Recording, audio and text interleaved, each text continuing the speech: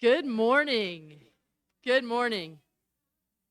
Welcome to a joint forum of justice and mission and adult education. I am so grateful to be teaming up together for this, and I am just amazed at how many folks are out here today. We have a good problem, which is needing to set up some more tables. So for those joining on the live stream, that's what we've been up to here in the room, is setting out more tables and chairs. And we wanted to do this as a roundtable discussion because as we're reporting out about our experiences on the civil rights learning experience that we undertook together, we're going to want to have opportunities for you all to respond first in writing and then in conversation, to really think about the ways that you have learned about civil rights history and the civil rights experience in this country. So that's why we're at tables with opportunities for writing, and folks on the live stream will share the prompts with you all as well. So thank you for being here this morning. Let us pray. Gracious and loving God, we thank you for that great cloud of witnesses who fought and struggled and fight and struggle to make the dream of equality more close to real. We thank you for the witness of the Black church and for those courageous saints who have fought and continue to fight. We ask, O God, that you would open our hearts and minds together as we report and share an experience. Be present with us today. In Jesus' name, amen. So we are going to hear today from 3 trip participants. There were 13 of us plus our trip leaders on the trip, and we're going to hear from 3 of them with representative videos and reports and experiences from the 3 cities that we visited. I'm going to begin quickly by framing 3 things about this experience: the who, the why, and the where. Okay, so let's start with the who. This is the group from Westminster who traveled to Alabama for this civil rights learning experience. You see our names and our faces here. This is the one picture where maybe most of us have our eyes open at the same time. We're here in front of the 16th Street Baptist Church in Birmingham, Alabama. Our leaders were Mark and Leslie Swigum. They are 2 Lutherans who have done this trip 29 times now. And one of the most powerful things about this trip was their web of relationships with people who were foot soldiers in the civil rights movement. And you'll hear later on what that term foot soldiers mean. But these are people with childhood memories of the civil rights movement who weren't just witnesses, but they were participants in it. And it was just incredible. Just an honor and a sort of sacred space to hear those stories from them directly.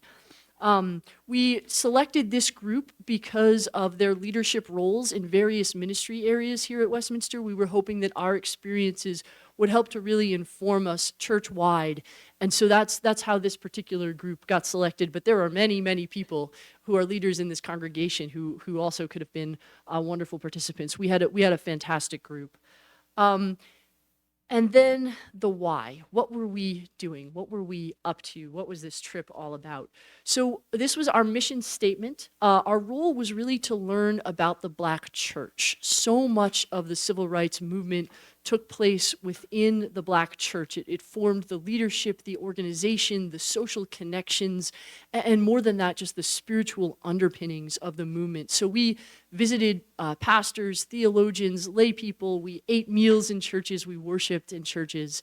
The church was a real central part of our experience there. And we challenged ourselves to imagine how the church today can build on that inspiring legacy, not just at Westminster, but the church beyond. And we received this charge from you, the congregation, which was to return as witnesses to racial trauma embedded in our nation's history, and to the hope of seeing those working for change and continuing to work for change.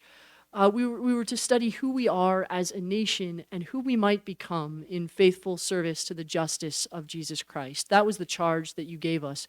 Part of our report back is about living into that charge. And just one more moment on the where.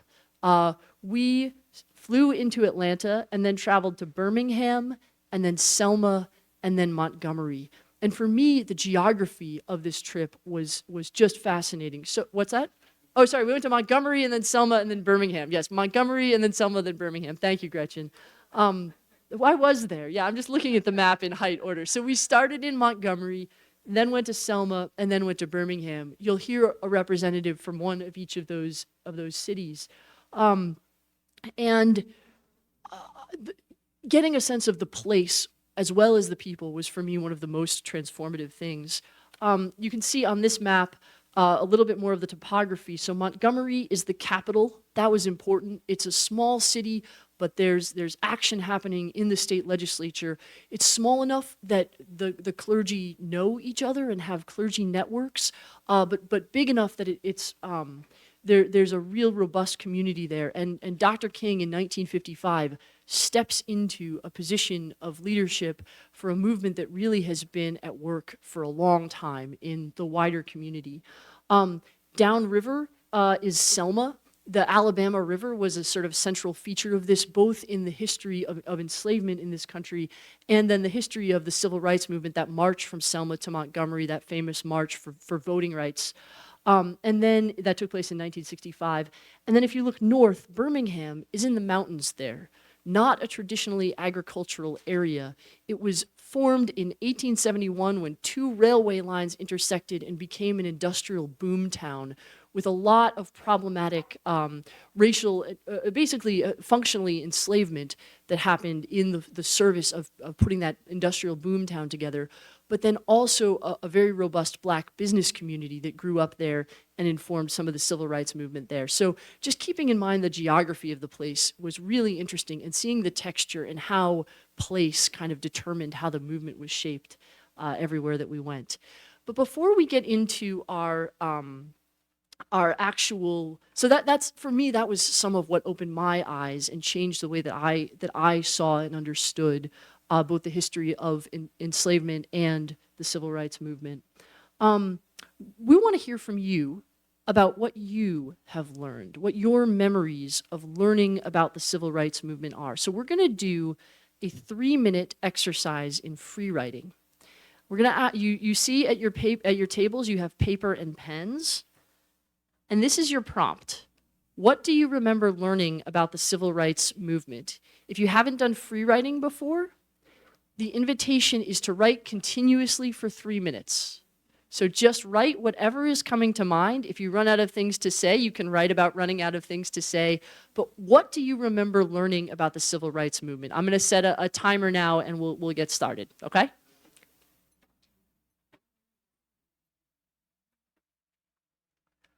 Okay, that's time. I feel like I'm administering an exam. Really, the purpose of this exercise is to get our minds flowing and get us engaged. We'll have an opportunity to discuss after all 3 of the presentations, and after each one, there'll be another little free writing opportunity just to record how we're feeling and responding to each.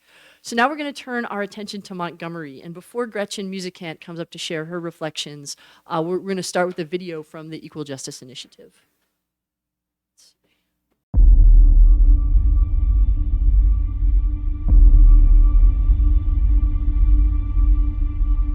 I don't think we're free in this country. For 100 years, you saw black people menaced and targeted and lynched and beaten and brutalized.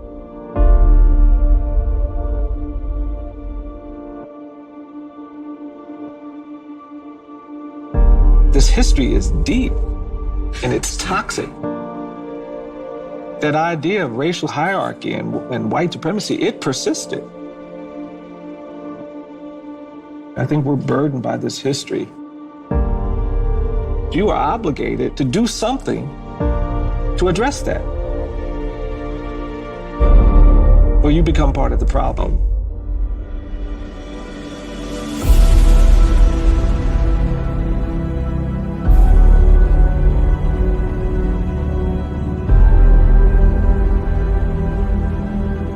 The truth is, justice will never come if we only do the things that are comfortable.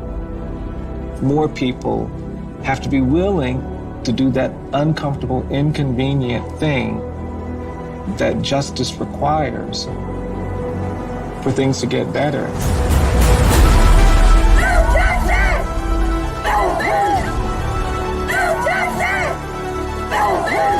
We don't have to fear fairness. We want freedom, freedom. We don't have to fear equality. No justice! No peace! We don't have to fear doing the right thing.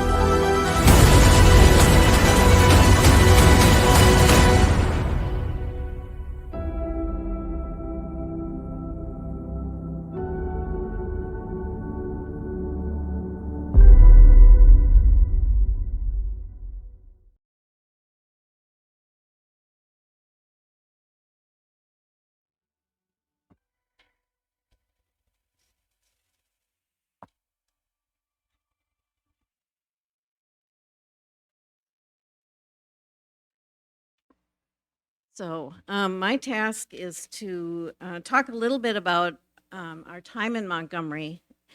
And as noted, Montgomery was our first stop. And I want to say what a challenge it is to spend 5 minutes talking about what we did.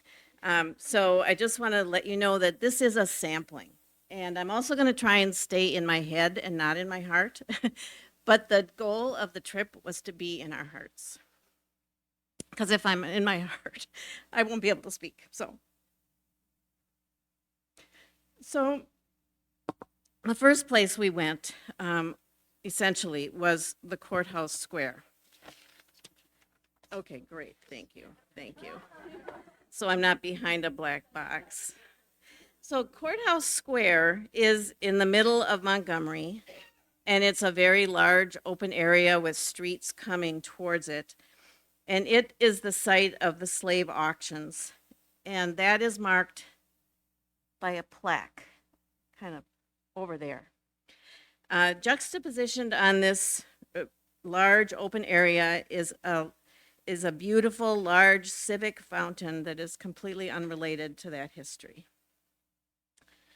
This was our first introduction to the many forces at play. The streets leading to the square are lined with handsome, historic 3- and 4-story brick buildings. They were built to facilitate the slave trade. So that's the setting as we began in Montgomery. You may have heard about the bus boycotts, which were precipitated by Rosa Parks' refusal to give up her seat on the bus. We learned a great deal about its success being built on years of community organizing that preceded it and continued throughout the entire event. I'm not going to talk much about that. There's so much to say. Another bus-precipitated civil rights focus was the Freedom Riders, and this had a Montgomery component as well. It involved, the effort involved challenging segregation laws and interstate transportation. So there were different levers to pull thinking about interstate transportation and the expectations of equality that were not being followed. The planned route was to go from Washington, D.C. to New Orleans. And in Montgomery, the Freedom Riders, who were clergy, college students, were viciously attacked by whites at the Greyhound bus station. They sought and found refuge at the childhood home of Valda Harris Montgomery, who we had a chance to speak with and visit that home. And it was just a few houses down the block from the parsonage where Dr. Martin Luther King had lived up until a year earlier. So when this happened, Dr. King returned to Montgomery, and the Freedom Riders, including John Lewis, who became a renowned member of Congress, were escorted by the National Guard from the First Baptist Church, where they had first sought refuge, in the late at night because it was so dangerous to move them. The home was equipped with a lunch counter and stools and a restaurant-grade kitchen, and so was really able to accommodate this large crowd for several days, although some people had to sleep in bathtubs and, it kind of exceeded the real capacity of the house. We were able to go up onto the 3rd floor. There's a small room, which some people call the bar, and it was really the site of many of the strategy meetings between ministers and civil rights leaders. It felt like the upper room to me, a really thin space to be there. And then the next day, we went to the Equal Justice Museum and National Memorial for Peace and Justice.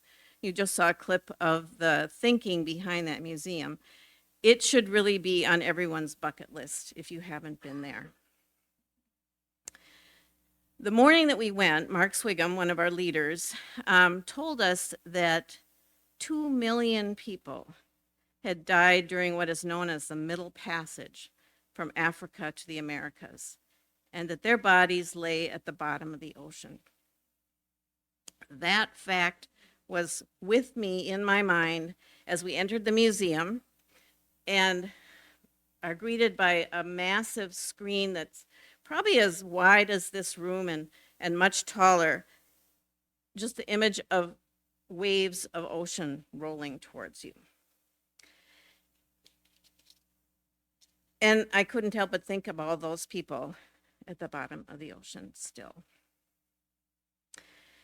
We then are led through a walkway where you have terracotta sculptures of heads of people buried in sand on either side of you. Again, really helping you get out of the head space and into the heart space and understand the depth of the history that we're standing on. Then a display showed slave trade routes, including New York City and Boston, which we don't customarily think of, and because they were major entry points for slaves. And it showed the pivotal role that slavery played in the development of Wall Street and Broadway, and that was laid out before you, including the foundation of today's major investment firms. So I had to come to reckoning with a firm where my family has resources, was built on the investments that started with the slave trade. This is not a story only about the U.S. South. It is our collective history. I have one more page. So the museum spans from the slave trade through the Civil War and its aftermath, Jim Crow laws, lynching, and on to today's mass incarceration. One of the final images is of George Floyd, placing Minneapolis clearly on the timeline and geographically connected to this saga of our country.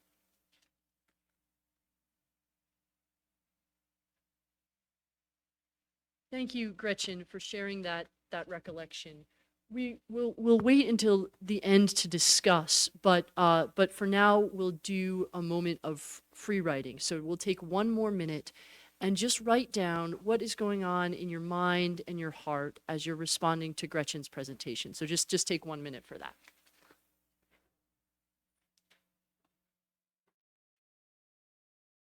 Okay, that's 1 minute.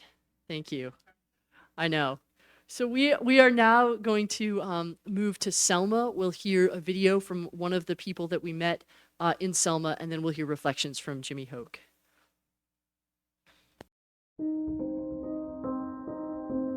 Those stained glass windows were ordered from Germany in 1908 and put in the church when the sanctuary was built. Some Wednesdays, we had to come up in the sanctuary, describe what the scene is in that window, and recite a Bible verse related to that picture. Don't ask me to do that now.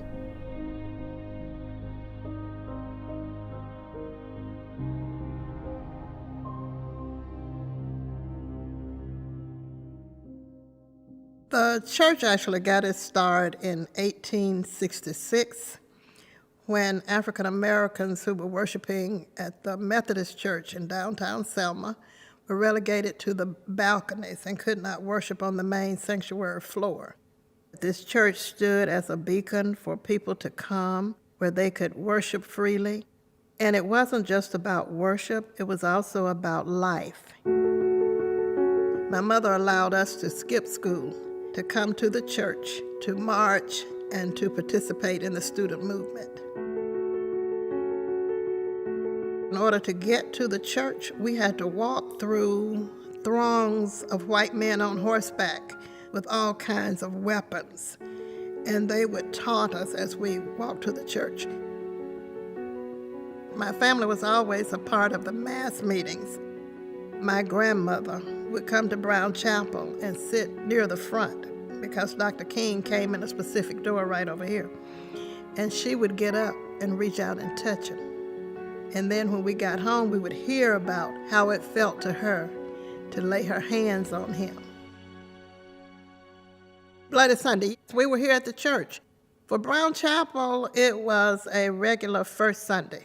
And as church was ending, people had begun to gather on the steps of the church.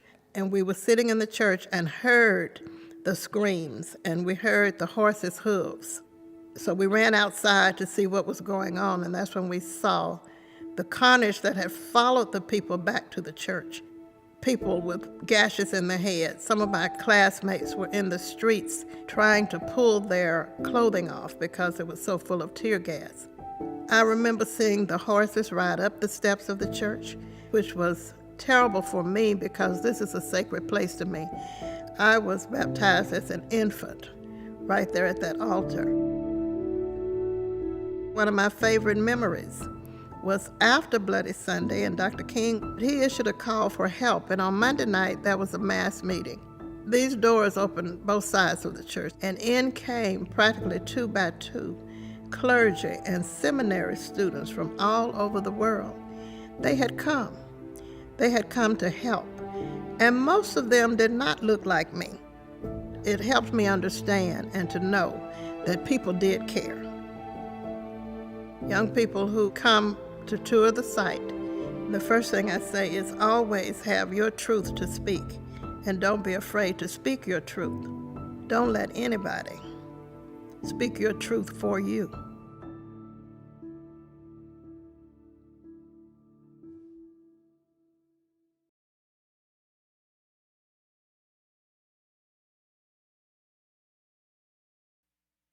Thank you. I'd like to invite Jimmy Hoke, who is a new member to Westminster and a participant in West Connect, to come and share his reflections of Selma. Here we go.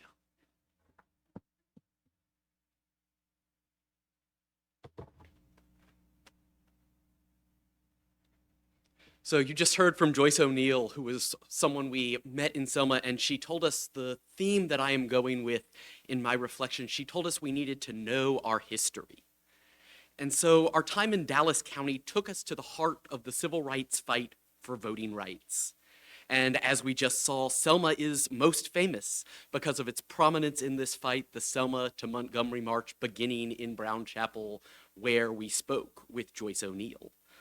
And marchers attempted 3 times to successfully cross the Edmund Pettus Bridge. That first day, Bloody Sunday, where they were violently chased back to Brown Chapel with tear gas as they scattered. Then they had to turn around on the second attempt that was called Turnaround Tuesday, before on the third time finally successfully making it from Selma to Montgomery and crossing the bridge. This is the story we're all probably at least vaguely familiar with. But in Dallas County, we were all challenged with this emphasis to know your history. Find and listen to the stories of the hidden figures who are at the front lines of the movement, who we don't hear and see. While we were in and around Selma, we saw many memorials to activists who were murdered during the fight for voting rights. The name none of us knew that kept coming up was Jimmy Lee Jackson from Marion, Alabama, the first casualty of the voting rights movement. After his murder, mourning activist James Bevel requested that they lay Jimmy Lee Jackson's body on the steps of the state capitol. Know your history, we learned. The Selma to Montgomery March started in Marion with Jimmy Lee Jackson and the protests at the courthouse there. Know your history. In Selma, we learned this term, foot soldier, the name that was given to the many marchers and protesters who formed the masses of the civil rights movement. The people who were marching and protesting day in and day out, while the generals like King were strategizing and making that really important public face that we're all familiar with. From foot soldiers like Joyce O'Neill and Joanne Bland and others, We learned that many of these foot soldiers were children, young adults, and students. High school students, college students, as young as 8 and 13, some of the folks who were telling us was their first march. These young foot soldiers were schooled in nonviolence. They were told repeatedly, if you're not going to be nonviolent, don't show up. And they did, and didn't. They held the line daily. We learned the work fell on them, on these students, because their parents and others couldn't risk going and losing their jobs. These were the people who were able to be there day in and day out, and it was worth it. Between Marion and Selma, we made a really quick stop by an abandoned small house and store. If you just drove by it, it wouldn't look like anything special. But we stopped because it's the childhood home and family home of the Scotts, where Coretta Scott King grew up. For me, seeing this unmarked piece of history was a reminder of all of these stories that don't get told, the landmarks that aren't preserved. We deserve monuments, Jazz Hammonds writes. When we left Selma, we felt a deeper understanding of history. We heard and saw the stories that don't get told, met people, felt the energy and courage that was required to mobilize and sustain a movement day to day. We heard and felt how Selma and many of the foot soldiers there who we spoke to felt like they got a little bit left behind from the progress that we often like to speak about when we talk about the civil rights movement.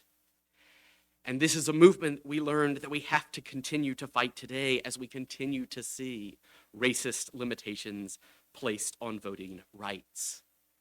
And so I end with a quotation I wrote down from Walta Kinney, who we met in the Marion courthouse. She said, "I think people need to know how people suffered."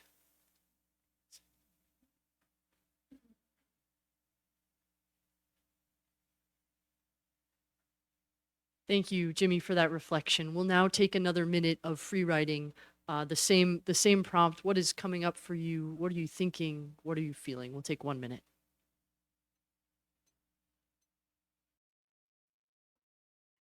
Okay, that's 1 minute. We'll now move on to Birmingham, and we'll start with a video from Carolyn McKinstry. She was the last person that we met, and was a member of the 16th Street Baptist Church. As a little girl, was present on the day of that bombing and was friends with the 4 girls who died that day. So we'll hear from her, and then we'll hear reflections from Phil Askin.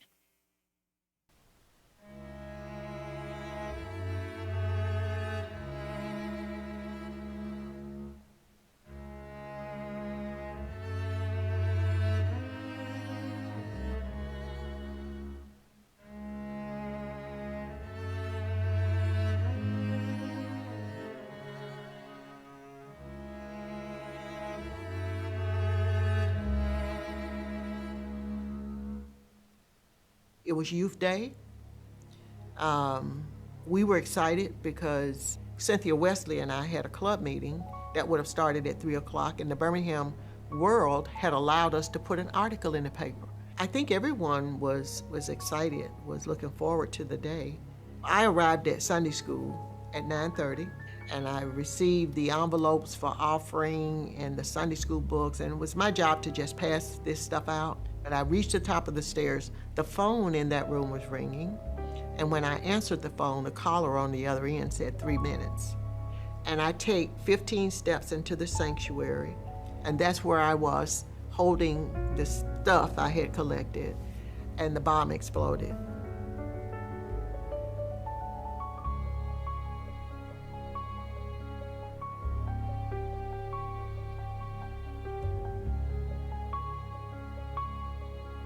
Would be probably about 2:30 or 3 o'clock before I knew that my friends had not made it out of the bathroom.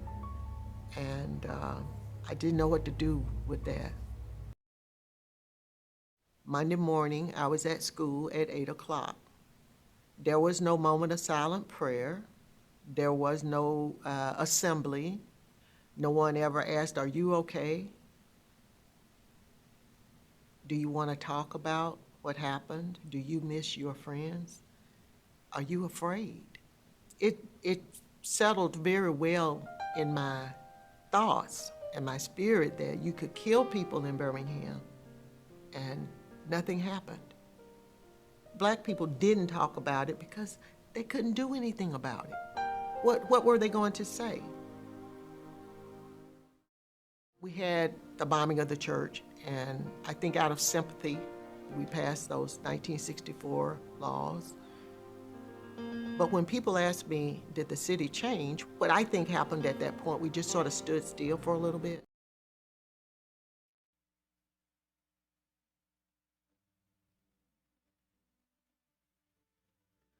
We could have listened to Carolyn or any of these people for hours, but we had to choose short clips from each of them.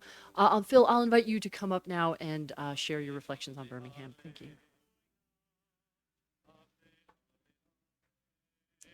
Good morning. I'd like to share some brief reflections on our time in Birmingham. We just saw images and heard a bit of the story told by Carolyn McKinstry, native of Birmingham, lifelong member of 16th Street Baptist Church. You've been seeing throughout the presentation stained glass window of Christ's hands stretched out. That's the Wales window. It was given by the people of Wales after the bombing. Over 3,000 people in Wales contributed to that production of that window. The idea came from an artist in Wales that started the fundraising venture and involved a lot of school children contributing very small amounts of money. But let's go back to Birmingham. Carolyn, whose story you just heard a bit of, has been featured on a lot of media throughout the world. You may have seen her on some national documentaries. She provided a real good window into the time of the civil rights movement and particularly the involvement of children. The four girls whose picture is on the screen are the four young girls that were killed in the bombing that occurred on September the 15th, 1963, at the 16th Street Baptist Church in Birmingham. One of those girls was a very close friend of Carolyn McKinstry. And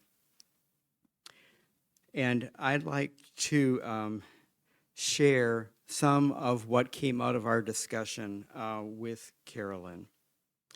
And a lot of it, again, revolves around the engagement of children and what we heard earlier about the very intentional nonviolent strategy of the civil rights movement.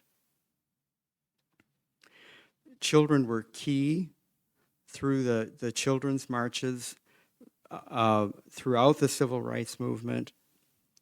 And part of that strategy of engaging children was to highlight the very, poor economic and resource conditions in the schools, in the black segregated schools in the South. Blacks were not allowed into public libraries, so churches like the 16th Street Baptist Church maintained an extensive library to help educate the children. Carolyn, who you just saw in the video, had won a local spelling competition, but she couldn't compete nationally because she was black. At the time of the 16th Street Baptist Church bombing, there were 60 unsolved bombings in the city of Birmingham alone. The city had gained a reputation as Birmingham. Carolyn didn't tell us this, but I learned later that her childhood home was bombed the year after the church was bombed. She mentioned all the trauma that she carried with her for many years throughout her life. The most impactful thing for me, again, this is the impact of personal stories, was a final question that Carolyn left with us when she got done with her talk with us before we went to the 16th Street Baptist Church. Referring to the Bible, Carolyn asks, "Are we all reading from the same book?"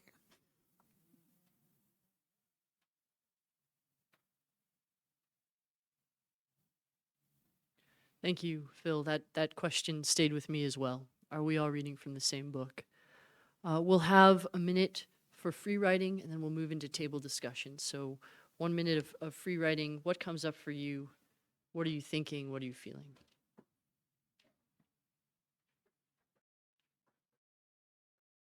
Okay, that is 1 minute. So pencils down. I know, it flies by. So part of the purpose was just to allow us to really gather our thoughts and reflections, and we'll move into a time of table discussion.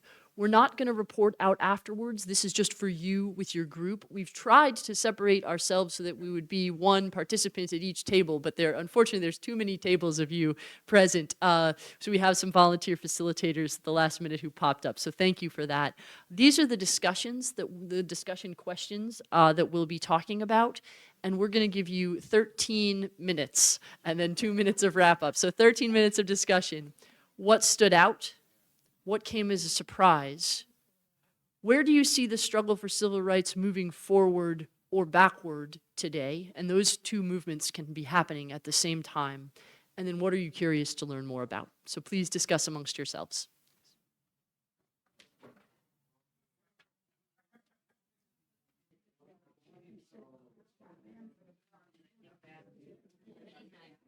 I am in the unenviable position of pulling you back from very good conversation, but yet I must so that we can continue our Sunday together. Thank you all for being here. What a wonderful problem to have to hassle and sweat and get more chairs out, but we are grateful. What this confirms for us, and we knew it, is that there is interest in these kinds of immersive experiences. But I want to say a bit about what immersive experiences, where they fit into the big scheme of things. So we develop our racial justice competencies by learning. And most of that is going to be by study. It's going to be through conversation. And all of that is good because it's renewing our minds and our intellect. And where these immersive experiences come in is that they pierce through and get us to feeling. Because some of what we learn can be hard. And so these immersive experiences, as I know you heard in the voices of our wonderful folks this morning, they do something to us. I want to talk to you about two moments so we want to get to feeling. So what do you feel? And don't have to write anything down. When you hear this quote, which we read from Fred Shuttlesworth, "We aim to kill segregation or be killed by it." What do you feel when I tell you that the bubbling fountain that we saw that was so beautiful in downtown was erected on top of a slave auction? For me, that was a thin place. I had to stay there a while. I had to walk around and feel my feelings. And thankfully, I was aided by this beautiful mural from Michelle Browder. So we have these immersive experiences because they definitely help us develop our racial justice competency. It is also important to say that if we never left the state of Minnesota, there are plenty of reasons, plenty of things right here in our city that would have urged us to develop that competency. And we are developing that as a congregation. Many of you will ask me or Margaret, so I'm gonna tell you now, we don't know when we will do the next trip, but we do know that this is an important thing to do. We also want to say, and this is something that Gretchen said as we were meeting to plan today, we want to bring our curiosity home. And when I say bring the curiosity home, I mean all the way home, like to your kitchen table, to your, I don't know, mortgage deed. Is there a racial covenant on it? So bring the curiosity home is what we hope will happen. Please find us. If you were on the trip, would you please stand up so that folks can see you? They saw you in the picture. Please find any of us. We all are back from this experience and want to keep talking about it. And I would just say grateful to Westminster for this experience, grateful that we are on this journey together. Go in peace. Oh, yes. And Margaret, thank you, Margaret, for putting together this. We kind of, what do you call it? When it's almost like when you go to Trader Joe's and the staff give you their recommendations. That's what this list of resources is, but no one from Trader Joe's was involved.